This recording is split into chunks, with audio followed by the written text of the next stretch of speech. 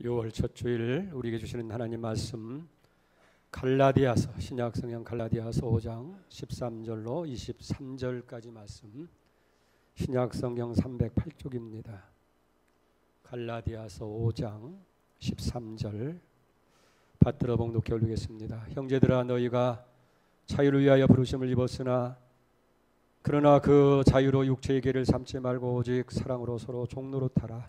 온 율법은 네 이웃 사랑하기를 내 자신같이 하라 하신 한 말씀에서 이루어졌나니 만일 서로 물고 먹으면 피차 멸망할까 조심하라. 내가 이루노니 너희는 성령을 따라 행하라. 그리하면 육체의 욕심을 이루지 아니하리라. 육체의 소욕은 성령을 거스리고 성령은 육체를 거스리나니 이 둘이 서로 대적함으로 너희가 원하는 것을 하지 못하게 하려 함이니라. 너희가 만일 성령의 인도하시는 바가 되면 율법 아래 있지 아니하리라. 육체의 일은 분명하니 곧 음행과 더러운 것과 호색과 우상숭배와 주술과 원수 맺는 것과 분쟁과 시기와 분냄과 당짓는 것과 분열함과 이단과 투기와 술 취함과 방탕함과 또 그와 같은 것들이라. 전에 너에게 경계한 것 같이 경계하노니 이러한 일을 하는 자들은 하나님 나라를 유업으로 받지 못할 것이요 오직 성령의 열매는 사랑과 희락과 화평과 오래 참음과 자비와 양성과 충성과 온유 절제니 이 같은 것을 금지할 법이 없느니라. 아멘.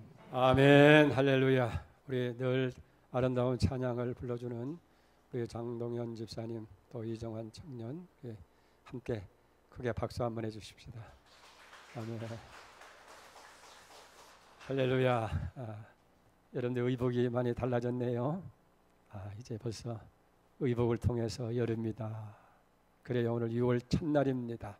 그리고 본격적으로 여름이 시작하는 달이기도 합니다. 여름이 모든 만물이 아름답게 성장하는 것처럼 여러분의 신앙도 그렇게 성장하는 축복이 있기를 주의 이름으로 축원을 드립니다. 오늘 우리 말씀을 나누기 전에 먼저 영상을 보시도록 하겠습니다.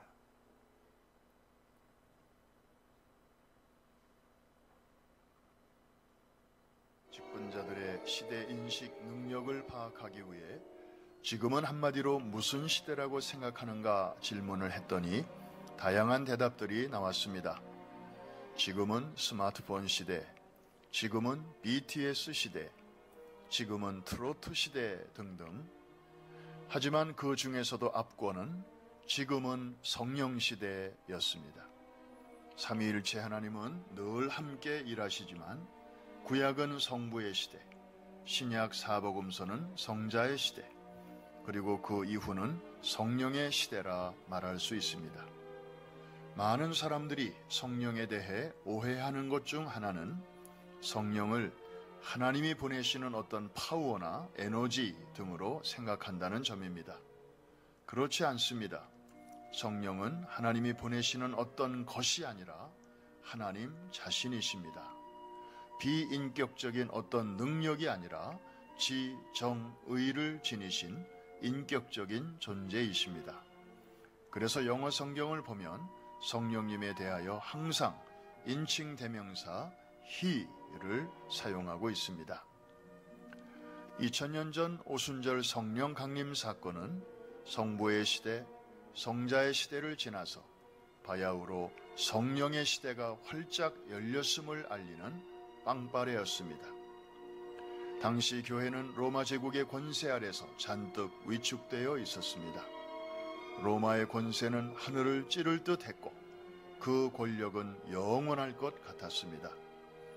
그러나 로마의 황제는 성령의 사람들을 잠시 괴롭힐 수는 있었지만 성령 하나님과 그분의 교회를 이길 수는 없었습니다. 300년이 채 못되어 로마의 황제는 기독교를 공인하였고 그 후에 한 걸음 더 나아가 기독교를 국교로 선포하지 않았던가요? 로마 제국을 발칵 뒤집어 놓았던 이른 비와 같은 성령의 역사가 주님 다시 오실 날이 가까운 마지막 때에 또 한 번 내리게 될 것을 성경은 약속하고 있습니다. 바로 늦은 비의 역사입니다. 지금으로부터 약 120년 전 캘리포니아 로스앤젤레스의 아주사거리 312번지의 한 허름한 건물에서 시작된 부흥운동이 영적 추수를 재촉하는 늦은 비 역사의 시작이라고 알려져 있습니다. 2000년 전에 이미 활짝 열린 성령의 시대, 그 가운데서도 120년 전에 이미 시작된 마지막 늦은 비 은혜 시대를 살면서도 우리가 성령 충만하지 못한다면 우리는 성부의 시대를 살면서 우리 때를 부러워했던 구약시대의 성도들에게 나중에 크게 사과해야 할지 모릅니다. 앞으로의 시대는 포스트 코로나보다는 위드 코로나가 더 맞는 표현이라고 여겨집니다. 크고 작은 위기의 연속이 예상되는 위드 코로나 시대를 정면 돌파하려면 무엇보다도 성령님의 권능이 나의 능력의 원천이 되는 삶을 살아가도록 성도들을 무장시켜야 합니다. 하나님은 어떤 분이신가만이 아니라 하나님은 지금 어떤 일을 하시는가에 양육의 초점을 맞추어야 합니다. 복음서와 사도행전에 기록된 놀라운 성령의 역사가 성경의 완성으로 끝났다는 종식주의 입장보다는 믿는 자들에게는 오늘날 우리의 삶 속에서도 성령의 은사와 능력이 여전히 계속되고 있다는 연속주의의 입장에 굳게 서서 능력 있는 삶을 살아가도록 이끌어 주어야 합니다. 그래야만이 살 수 있는 세상이 되었기 때문입니다. 진정한 그리스도인이란 그 속에 그리스도의 영, 곧 성령님이 내주하시는 사람입니다. 교회는 다니지만 아직 성령님을 모셔드리지 않은 사람이 있습니다. 그런 분은 아직 성도가 아니라 교인이라고 해야 합니다. 누군가가 말했지요. 이런 사람은 하나님도 처치 곤란한 사람이라고. 만일 너희 속에 하나님의 영이 거하시면 너희가 육신에 있지 아니하고 영에 있나니 누구든지 그리스도의 영이 없으면 그리스도의 사람이 아니라. 아멘. 아멘. 지금은 성령의 시대, 뉴욕 프라미스 교회 허연행 목사님 희망의 속삭임 그 말씀 가운데서 일부를 여러분들의 발췌해서 이 시간 나눴습니다. 지금은 성령의 시대다. 우리가 목적지를 두고 길을 갈 때는 길을 따라가야 돼요. 그리고 아무리 넓은 길이라 할지라도 이정표가 있어야 되고 안내자가 있어야 됩니다. 아무리 처음 가는 길이라 할지라도 이정표를 보고 안내자를 따라가면 어렵지 않게 갈 수가 있어요. 여러분 요즘은 또 내비게이션이 있어서 처음 가는 길도 어렵지 않게 갈 수 있게 됩니다. 그러나 우리가 인생길을 갈 때는 그렇게 할 수가 없어요. 누군가를 따라가야 돼요. 어렸을 때는 부모를 따라가야 하고 학창시절에는 스승을 따라가야 되고 어른이 되어서는 우리의 삶을 선하게 인도할 수 있는 좋은 길로 인도할 수 있는 멘토를 따라가기도 합니다. 그런데 말입니다. 신앙의 길, 영생의 길, 천국의 길은 누구를 따라가야 돼요? 물으나 말하죠. 예수님 따라가야 돼요. 예수께서 나는 길이요 진리요 생명이니 나로 말미암지 않고는 아버지께로 올 자가 없다. 예수님이 길이에요. 그렇기 때문에 신앙의 길, 영생의 길, 천국의 길은 예수님 따라가야 돼요. 예수님은 우리를 어떻게 인도하시느냐? 두 가지. 말씀으로 인도하시고 성령으로 인도하십니다. 그렇기 때문에 우리는 성령을 따라가야 돼요. 로마서 8장 14절에 보면 그리스도의 영으로 인도함을 받는 사람이 하나님의 아들이라고 그렇게 이야기를 하고 있습니다. 우리가 믿음의 길을 가고 영생의 길을 가고 천국을 사모하면서 천국을 소망하는 사람이라고 하면 우리는 성령을 따라서 살아야 된다. 지금은 성령의 시대예요. 그렇기 때문에 우리는 더욱 성령을 사모해야 돼요. 성령 충만을 우리가 원하고 성령이 이끄시는 대로 성령을 따라 살아가야 돼요. 근데 오늘 신앙생활을 가만히 보면 뭐 이런 프로그램 저런 프로그램 많이 있다 할지라도 그게 우리 길을 인도하는 게 아니에요. 성령을 따라 살아가서. 그래서 늘 내 마음에 계시는 성령께서 나를 감동하시고 나를 이끄시고 역사할 때 그걸 소멸하지 말고 순종해서 성령이여 나를 이끌어 주십시오. 따르겠나이다. 오늘 이것이 우리의 고백이 되고 삶의 자세가 되어야 될 줄 믿습니다. 오늘 본문의 말씀을 보면 아주 귀한 말씀이 있어요. 하나님께서 우리를 자유를 위해서 부르셨다. 오늘 13절에 보니까 형제들아 너희가 자유를 위하여 부르심을 받았으나 라고 하는 거예요. 우리는 자유를 위해서 부름을 받은 거예요. 예수님도 일찍이 요한복음 8장 30절에 보면 진리를 알지니 진리가 너희를 자유케 할지니라. 진리가 누구예요? 예수님이 진리예요. 예수가 우리를 자유케 하신 줄 믿습니다. 그래서 우리 그리스도인들은 자유인이다. 자, 그러면 여기 자유라고 할 때에 뭐에 대해서 자유냐?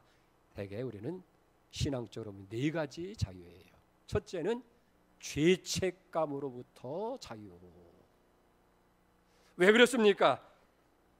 예수님께서 죄에 대해서 우리로 용서해 주셨기 때문에. 그렇기 때문에 로마서 8장 1절 2절에 보면 그러므로 이제 그리스도 예수 안에 있는 사람은 결코 정죄함이 없나니 이는 그리스도 예수 안에 있는 성령의 생명의 법이 죄와 사망의 법에서 너를 해방하였다. 더 이상 죄가 우리를 주장하지 못하는 거예요. 두 번째, 죄의 형벌로부터 자유함을 얻은 거예요. 왜? 예수님께서 십자가를 통해서 우리의 죄를 다 형벌을 대신 받아서 죄 문제를 해결해 주신 거예요. 그래서 로마서 5장 24절에 보면 진실로 너에게 이르노니 내 말을 듣고 또 나 보내신 이를 믿는 자는 영생을 얻었고 그 다음이 중요해요. 심판에 이르지 아니하고 사망에서 생명으로 옮겨졌느니 더 이상 우리에게는 죄의 형벌, 심판이 없다고 말해요. 세 번째는 죄의 힘, 죄의 권세로부터 자유함을 받은 거예요. 왜 그렇습니까? 성령의 능력으로 죄를 이기기 때문에요. 갈라디아서 5장 24절에 보면 예수 그리스도의 사람은 육체와 함께 그 정욕과 탐심을 십자가에 못 박았느니라. 못 박았다는 건 죽음을 얘기하는 거예요. 그러니까 우리의 욕심과 탐심은 다 십자가에서 못 박아 죽어버렸어요. 죽은 자 외에는 절대 법이 작용을 할 수가 없는 거예요. 그러니까 죄의 권세로부터 자유를 얻은 것. 그 다음에 율법의 요구로부터 우리는 자유함을 얻은 거예요. 왜? 예수 그리스도가 율법의 마침이 되어졌기 때문에. 보세요. 로마서 10장 4절에 보면 그리스도는 모든 믿는 자에게 의를 이루기 위하여 율법의 마침이 되었느니라. 아멘. 그렇기 때문에 우리 다 예수 그리스도를 우리의 구주로 영접하고 믿음으로 살아가는 사람은 죄책감에서 죄의 형벌에서 죄의 권세로부터 그리고 율법의 요구로부터 자유함을 얻은 자인 줄 믿습니다. 우리가 이렇게 자유를 위해 부름을 받은 거예요. 근데 중요한 것은 이제 자유니까 좋다, 마음대로 살자, 내 멋대로 살아가는 것이 자유가 아니라는 거예요. 오늘 여기 중요한 것은 뭐라고 말씀합니까? 13절을 다시 보세요. 형제들아 너희가 자유를 위하여 부르심을 입었으나 그러나 그 자유를 육체의 기회로 삼지 말고 오직 사랑으로 서로 종노릇하라고 얘기해요. 여기 육체라고 하는 말은 뭐냐면 죄된 인간의 본성을 가리키는 거예요. 인간적이고 세속적인 것을 뜻하게 되는 거예요. 그래서 우리에게 자유를 주는데 그 자유롭게 한다고 하는 그것을 이 육체의 기회, 이 기회라고 하는 말은 뭐냐면 그걸 육체의 그 탐심과 욕망을 이루는 출발점으로 삼으려고 하는 그런 그걸 계기로 삼으려고 하는 그런 자리에 머물러서는 안 된다는 거예요. 왜 그렇습니까?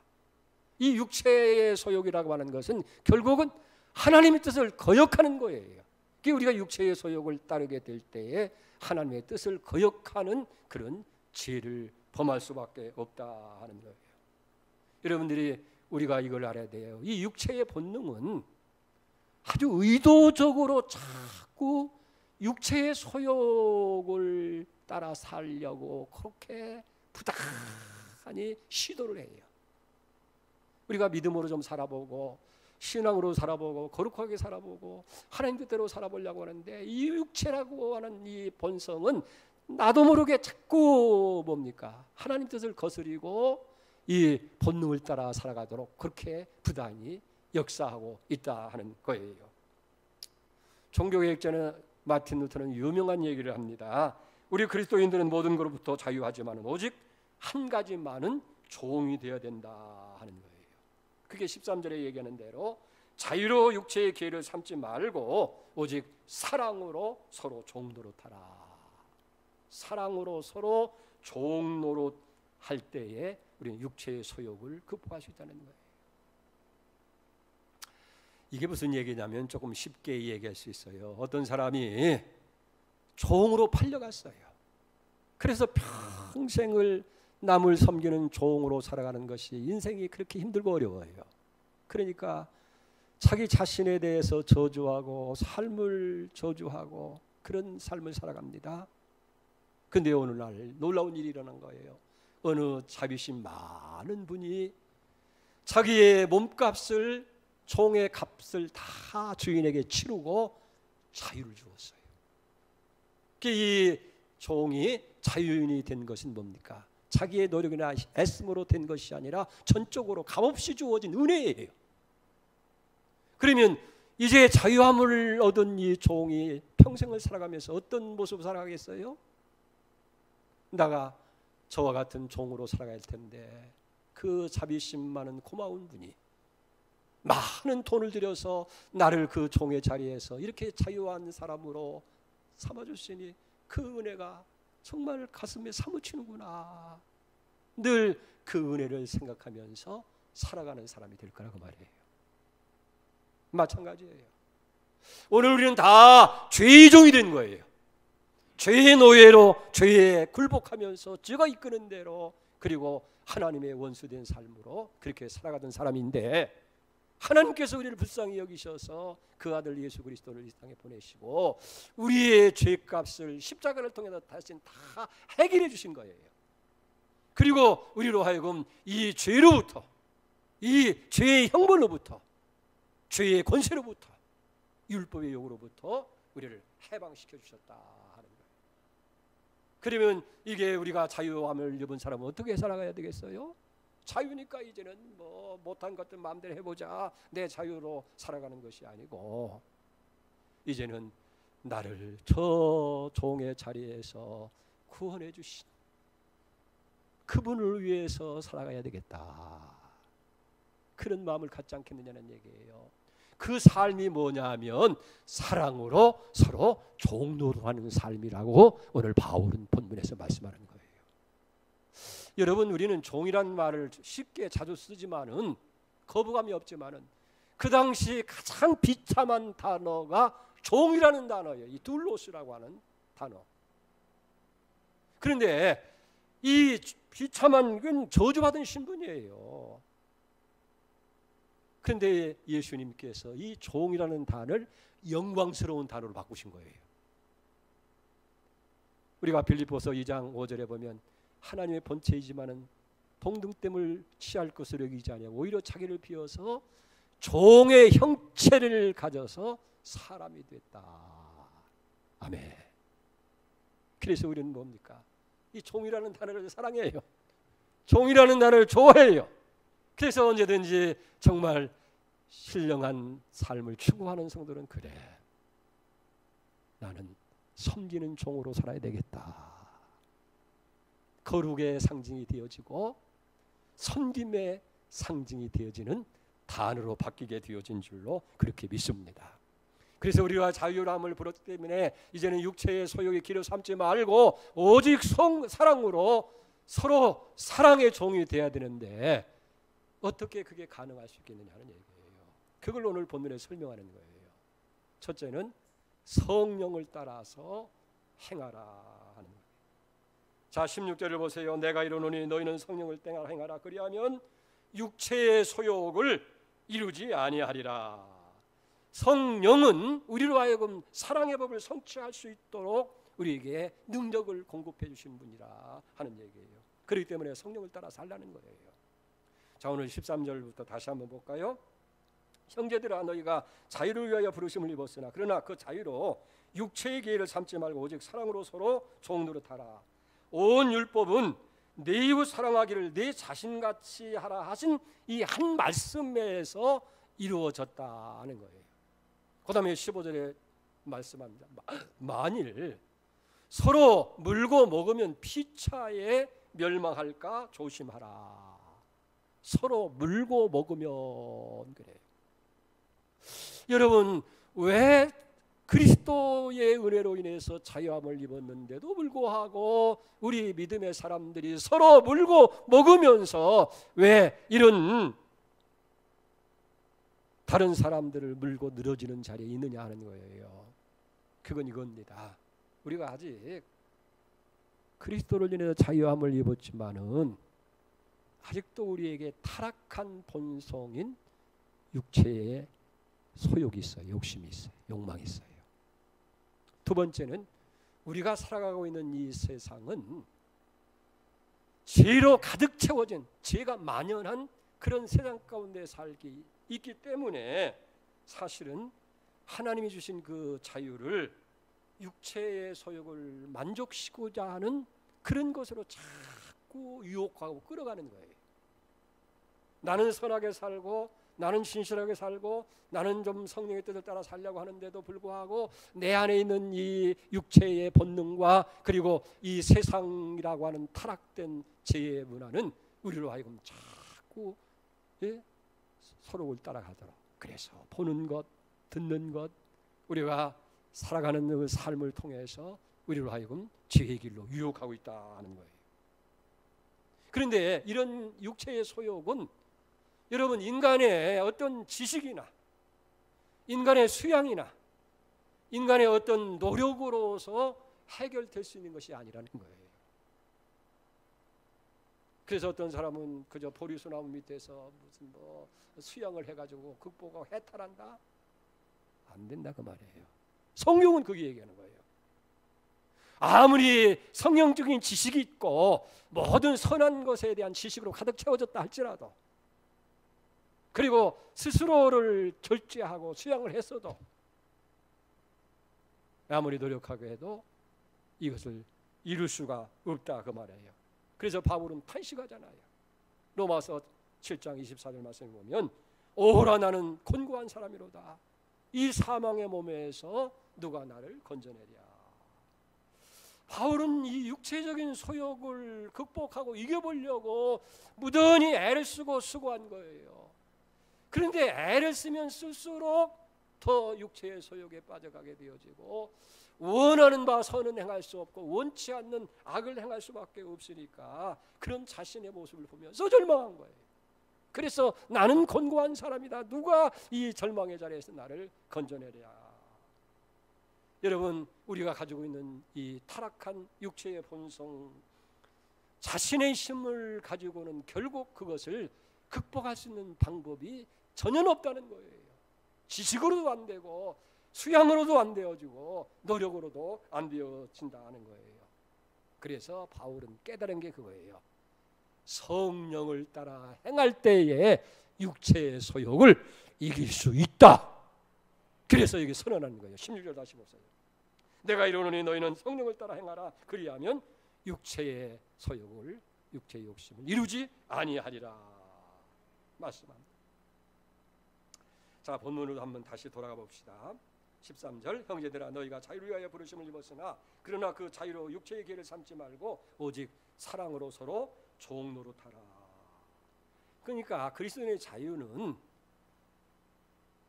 죄에 대한 방종이 아니라는 거예요. 이제는 내가 자유인이 됐으니까 뭐 죄를 질 수도 있고 안 할 수도 있고 마음대로 살 수 있는 그것이 아니라 이제 오직 뭐에 힘써야 돼요?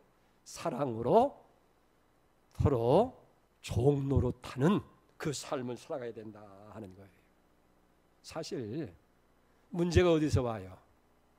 내가 주인이 되려고 할 때 문제가 생겨요.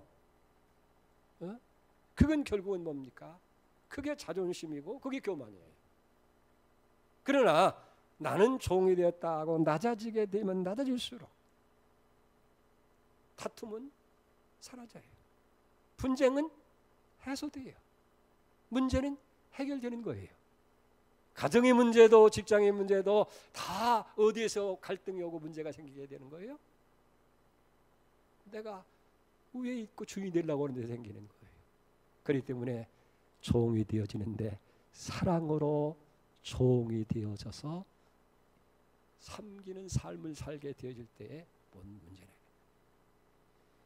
그래서 사도 베드로도 베드로전서 4장 8절에 보면 열심으로 사랑할지니 사랑은 허다한 죄를 다 덮어주느니라 라고 그렇게 말씀하고 있는 걸 봅니다. 자, 14절에 보면요, 온 율법은 네 이웃 사랑하기를 네 자신같이 하라는 말씀에서 이루어졌나니 그랬어요. 그냥 놔두세요 단어를. 여기 온 율법이라고 하는 것은 뭐냐면 십계명을 얘기하고 좀 더 넓히면 모세 오경을 가리키는 것이고 더 넓은 의미에서 보게 되어지면 구약 성경 전체를 가리키게 되는 거예요. 근데 이 모든 율법 구약 성경 전체는 뭐냐면 한 말씀, 하나의 말씀에서 다 이루어졌다는 거예요. 그 한 말씀이 뭐예요? 내 이웃을 내 자신같이 사랑하시라고 하는 이 한 말씀에서 다 이루어졌다는 거예요. 이해가 돼요? 자, 우리 마태복음 22장에 보면요, 예수님께서 이제 말씀을 가르칠 때에 한 율법사, 이 율법에 전통한 사람이에요. 율법학자가 예수님 앞에 찾아와서 묻어요. 선생님, 율법 중에 제일 큰 계명이 무엇이겠습니까? 라고 물었더니 예수님께서 대답해요.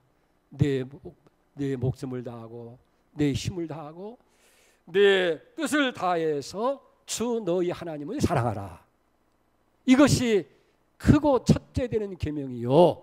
또 이와 같으니 네 이웃을 내 몸과 같이 사랑하라 하셨으니 이 두 가지 계명이 온 율법과 선지자의 강령이니라. 율법에서 제일 큰 계명이 뭐겠습니까? 물었을 때에 예수님께서는 마음을 다하고 뜻을 다하고 힘을 다해서 하나님 사랑하, 이웃을 내 몸같이 사랑하는 것, 이 두 가지가 바로 율법 전체고 선지자의 다 강령이다. 율법이라고 하는 것은 모세오경, 선지자라고 하는 건 구약 선지서 전체. 그러니까 구약 성경 전체의 그 강령이 뭐냐면 바로 사랑이라는 거예요. 그렇기 때문에 예수님께서 이웃을 내 자신같이 사랑하라 하신 이 말씀 안에서 모든 것이 다 이루어졌다라고 말씀하는 거예요. 할렐루야. 그렇기 때문에 성령을 따라 생각하면 육체의 속을 이루지 아니합니다. 오직 사랑으로 서로 종노릇하게 되어진다는 거예요. 자, 그런데 여기 어떻게 이웃을 내 몸처럼 사랑할 수 있게 되는 거예요? 그렇게 살아야 한다고 하니까 우리가 그렇게 다짐하고 결심한다고 해서 노력한다고 해서 이루어지는 것이 아니고 오늘 성경은 성령을 따라 행할 때에 그 일을 이룰 수 있다 하는 거예요. 다시 말해서 성령 하나님이 우리 가운데 오셔서 우리의 마음속에 사랑의 영으로 충만히 채워줄 때에 그 사랑의 힘을 가지고 우리가 원수도 사랑하고 모든 사람에게 종노릇하는 삶을 살아갈 수 있다 하는 거예요. 오늘 성령을 따라 행함으로 인해서 그 성령 충만이 여러분들이 임하시기를 주의 이름으로 축복합니다.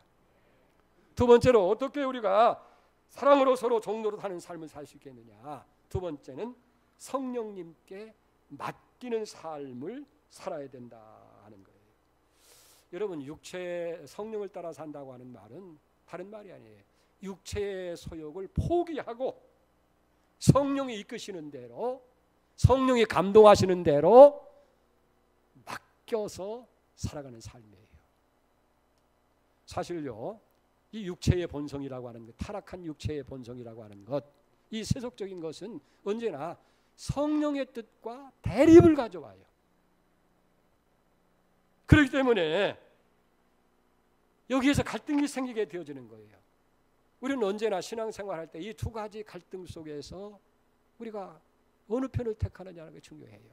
그게 늘 육체의 소욕을 따라서 편한 길 가느냐, 또 무언가 육체를 즐겁고 기쁘게 하는 길을 가느냐. 성령은 아니다. 그 길은 하나님 기뻐하지 않는다. 하나님과 원수가 되어진다. 하나님 나를 유업을 얻을 수가 없다. 자꾸 얘기할 때 우리는 이 갈등이 일어나는 거예요. 그럴 때 우리가 어떻게 돼요? 성령을 따라가고 성령에 맡겨 살아가야 돼요. 그럴 때 우리가 육체의 소욕을 이루지 아니하고 사랑으로 서로 종노를 할 수 있다는 거예요. 자, 그러면 구체적으로 육체라고 하는 것이 뭐냐, 육체의 소욕이 무엇이냐 하는 걸 우리가 알아야 그런 것들이 우리에게 찾아올 때에 그걸 극복할 수 있지 않겠어요? 19절 보세요. 육체의 일은 분명하니 곧 음행과 더러운 것과 호색과 우상숭배와 주술과 원수 맺는 것과 분쟁과 시기와 분냄과 당기는 것과 분열함과 이단과 투기와 술 취함과 방탕함과 또한 그와 같은 것들이라. 전에 너희에게 경계한 것 같이 경계하노니 이런 일을 하는 자들은 하나님 나라를 유업으로 받지 못하느니라 라고 했어요.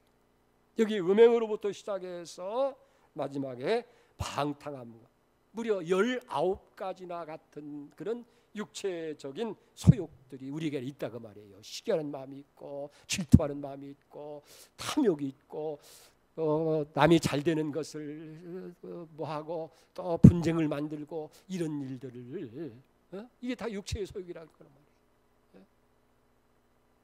자, 그런데 문제는 이런 육체의 소욕은 왜냐하면 하나님 나라를 유업으로 얻을 수가 없다 그 말이에요.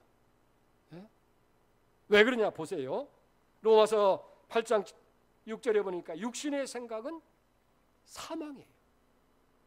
영의 생각은 생명이고 평안이고 또 육신의 생각은 하나님과 원수가 되고 이런 것들은 하나님 법에 굴복하지 아니할 뿐만 아니라 굴복할 수가 없어요. 이게 문제예요. 사망이고 또 하나님과 원수가 되어지고 하나님의 법을 따를 수 없게 되어지는 것이기 때문에 이런 것들을 우리가 행한다고 하면 하나님 나라를 유업으로 받을 수가 없는 자가 된다는 거예요. 믿음 생활해도 하나님과 원수가 되는 삶 가운데서 우리가 어떻게 복을 받을 수 있고 우리가 어떻게 영생을 누릴 수 있겠느냐 하는 거예요. 그렇기 때문에 우리는 어떻게 돼요?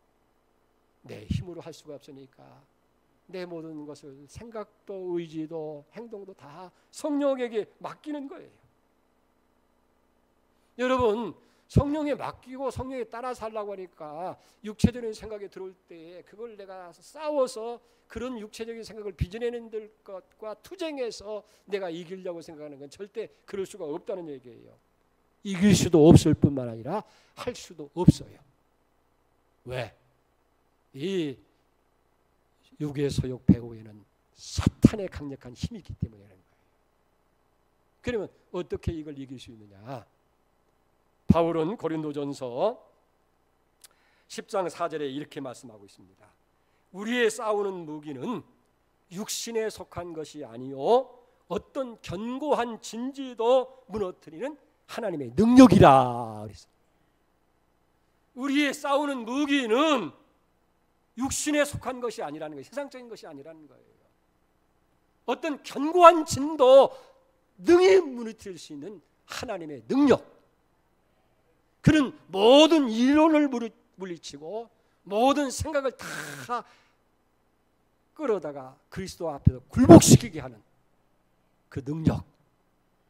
이걸 옛날 성경에는 강력, 하나님의 강력이라고 했어요. 성령의 능력입니다. 그렇기 때문에 우리가 이런 육체의 소욕을 이길 수 있는 것은 싸워서 이기는 거 아니에요. 투쟁해서 이기는 게 아니에요. 그건 100번 해봐야 피곤할 뿐만 아니라 패할 수밖에 없고 할 수도 없고 이길 수도 없어요. 그래서 어떻게 해야 돼요? 성령에 맡겨야 돼요. 성령이 말할 수 없는 탄식을 가지고 우리를 위해서 기도하시고 우리를 그렇게 이끌어가게 되어질 줄 믿습니다. 아멘. 여기 맡긴다고 할 때요, 이렇게 생각하면 돼요. 요즘 이제 날씨가 이렇게 더워지니까 물놀이를 자주 가잖아요. 요때쯤 익사사고가 참 많이 나요. 그런데 익사사고가 나게 될 때 대개 보니까 부모와 자식이 함께 죽는 일들이 비일비재해요.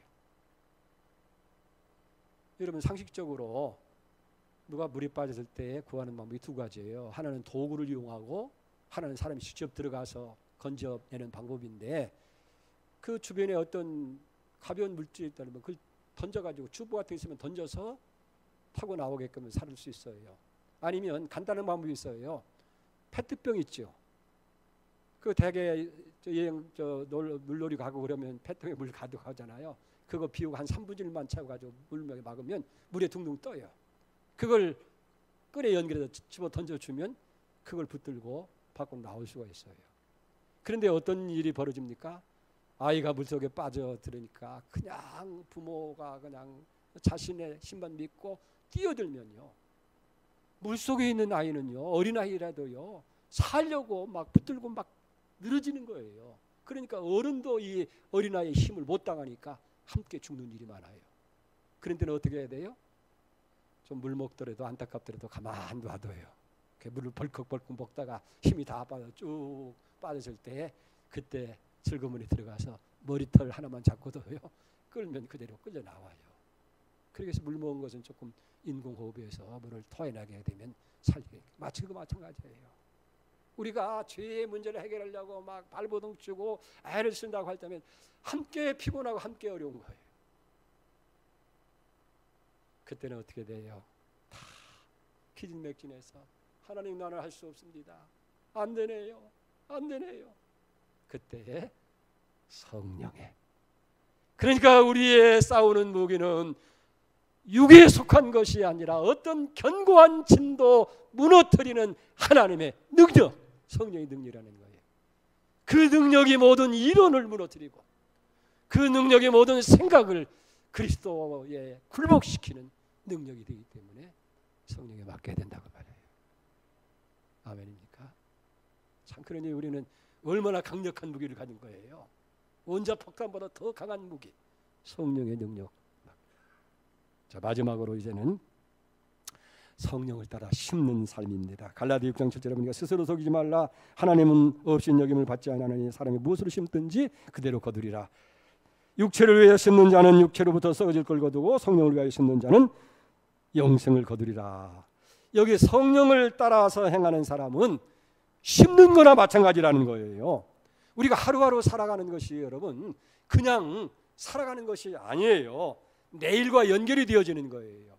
그러니까 오늘 내 삶이 이제 1년 후에 10년 후에는 다 그것이 열매로 거두는 날이 온다는 거예요. 그래서 내가 거두고 내 자녀들이, 내 후손들이 거두게 되어진다 하는 거예요. 그러니까 여러분들이 이제 믿음으로 교회를 위해서 헌신하고 봉사하고 충성하고 그런 것이 지금은 눈에 보이지 아니하고 그저 피곤한 것 같고 어려운 것 같고 알아주는 사람 없는 것 같지만은, 그러나 나중에 여러분들의 자녀들이 다 장성해서 성공한 사람이 되어지고 목사가 되어지고 또 학자가 되어지고 유명한 사람이 되어졌을 때에 한결같이 뭐라고 합니까? 나는 내가 되어진 것이 내 힘이 아닙니다. 우리 어머님의 기도가 오늘 나를 있게 했습니다. 우리 부모님의 그 헌신이, 그 수고가, 그것이 오늘 열매가 돼서 나는 그 열매를 따고 있는 것입니다. 고백하는 거예요. 여러분들 새롭게 하소서라 뭐 간증자들의 간증을 다 들어보세요. 대개 보면 그 뒤에 기도의 후원자가 반드시 있어요. 그리고 분명히 기도하는 어머니, 기도하는 아버지가 분명히 있었다고 하는 것을 우리는 너무나 자주 듣는 거 아닙니까? 당장은 거두는 것이 없고 당장은 보이는 거 없지만은 우리가 성령을 따라서 살아가는 삶 하나하나가 실제는 심는 것이 되어지고 나중에는 그것이 다 거두는 것입니다. 선을 행하라 낙심치 말지니 피곤치 아니하면 때가 이름에 거두게 되어지는 역사가 주어질 줄로 믿습니다. 반대로요, 죄악의 씨를 뿌려도요 100배, 60배, 30배의 결실을 거두게 되는 거예요. 죄와 방탕의 뿔을 뿌리면 신기하게도 그 자손들이 다 거두는 거예요. 아버지가 방탕하면 자녀들이 그 불행의 열매를 거둬요. 어쩌면 그렇게 하는 일마다 막히고 하는 일마다 다 안 되고 나중에는 그게 악이 되어서 가정을 망치는 경우를 많이 보잖아요. 자 보세요. 술 취하고 방탕한 사람 별로 나쁜 거 거두잖아요. 술 먹고 사고치고 술 먹고 그러니까 불행한 일이 당기게 되고 그리고 만신창이가 돼서 결국은 뭡니까? 위암이 걸리고 암병이 걸리고 질병이 찾아오게 되어지고 지금 우리가 보이지 않는다고 해서 마음대로 살아서는 안 된다 그 말이에요. 우리가 성령을 따라 살아가는 삶이 하나하나가 모두가 다 심는 거예요. 지금은 보이지 않지만은 여러분들이 인내하면 돼요. 밭에 씨를 뿌려놓고 가서 싹이 났나 흩어버리고 또 조금 나올 때면 나오는가 보다 해서 물을 듬뿍 다 주고 그러다 보면요 적당히 해야 되지. 그냥 헤쳐놓으면 새들이 와도 다 주워먹고 말라버리고 물이 좋다고 물을 주워버리면 썩어버리고 심어놓고 기다려야 되죠. 자라게 하시는 분은 하나님인 줄 믿습니다. 성령께서 다 자라게 해서 마지막에 열매를 거두게 하신다 하는 거예요. 자, 오늘 설교가 좀 길어졌는데요. 우리는 다 자유를 위해 부름받았어요. 진리가 자유케 하셨어요. 예수가 진리예요. 그 자유를 우리는 어떻게 해야 돼요? 어디에 자유했어요? 죄의 책감으로부터. 왜? 우리는 죄에 대한 용서를 받았잖아요. 그래서 그리스도 안에 있는 사람은 정죄함이 없어요. 이 죄와 사망의 법에서 생명의 성령을 우리를 해방시킨 거예요. 죄의 형벌, 예수님이 십자가를 통해서 죄의 형벌 다 받았잖아요. 그래서 우리는 사망에서 생명으로 옮긴 사람들이에요. 심판에 이르지 않는 사람들이에요. 죄의 권세, 왜? 그리스도의 사람들은 그 육체와 탐심을 십자가에 다 못 박은 사람들이니까 예수와 함께. 그리고 예수가 율법의 마침이 됐기 때문에 우리는 율법으로부터 자유함을 얻게 되어지는 거예요. 그런데 이 자유는 어떻게 해야 돼요? 육체의 기회로 삼지 말고 자유하다고 그래서 육체가 요구하는 대로 그 출발점이 되지 말고 어떻게 해야 돼요? 사랑으로 서로 종노릇하라는 거예요. 종이 되어 섬기는 거예요. 여러분 이게 없어서 그렇기 때문에 어찌 보면 기독교의 영성의 핵심은 섬김에 있어요. 섬김. 종이 되는 거. 네? 가정에서도 아내가 남편에게 종이 되어지고 남편이 아내의 종이 되어지고 자식이 부모의 종이 되고 부모가 자식이 종이 되어서 거기 다툼이 사라집니다. 거기 갈등이 사라지게 되는 거예요. 문제가 없어져요. 행복한 게 돼요. 그래요, 안 그래요? 내가 왜 당신한테 이렇게 내가 충성해야 돼? 어? 새끼 밥 해줬으면 고맙고 여기지 말이야. 어? 그러다 보니까 이 옆에 내야 나는 돈 벌어다 주잖아. 돈이면 다요? 이러다 보니까 갈등의 문제가 생기는 거예요. 오늘부터 사랑으로 종의 모습으로 섬기는 역사 있기를 바랍니다. 그러면 남편이 행복해지고 아내가 행복해지고 가정이 행복해지고 교회가 편안해지고 여기에 성령의 축복의 역사가 있게 될 줄 믿습니다. 그래서 성령을 따라 행해야 되고 성령에 맡기는 삶을 살아야 되고 성령을 따라 심는 그런 역사. 여러분 계속해서 부탁입니다. 의식적으로라도 성령 따라 살게 해주십시오.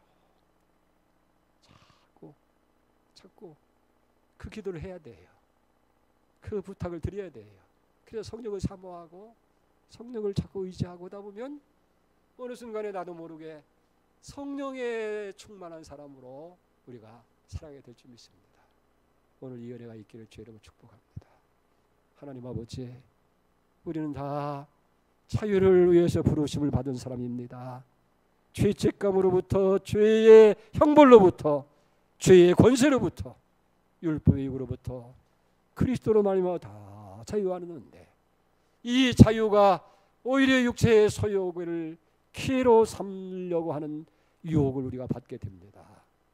하나님, 오직 사랑으로 서로 종노릇하는 은혜가 우리에게 임하게 하여 주시옵소서.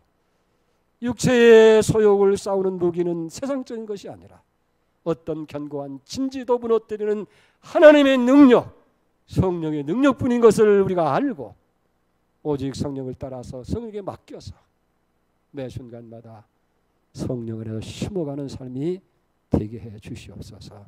예수님의 이름으로 기도 올려옵나이다. 아멘.